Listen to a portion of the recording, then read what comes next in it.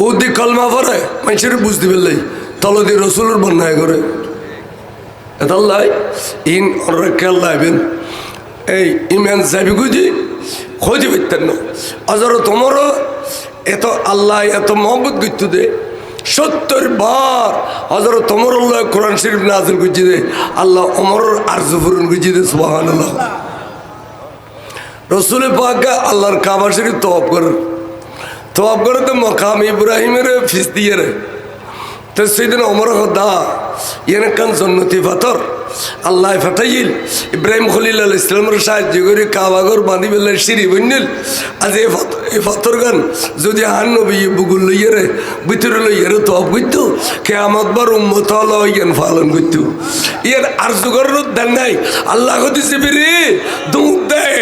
একথা কহান নবী রে ওয়াত্তাখিজু মিন মাকামে ইব্রাহিম মুসাল্লা ও বন্ধু ওই পাথর জিয়ান আছে ইব্রাহিম আলাইহিস সালামের কদম ফুজি দে পাথর ইয়ানরা অনে বুগুল্লো এই আন বুগুল্লো ইরে নবী তওয়াব করছে দে অর্থাৎ ইয়ানের ভিতরে গলায় ফেলিয়ে দে খদে এরপর রসুল খদ দে ও আল্লাহ তুইনের আর ভিতরে লইতে কইয়ে আই নবী কই দে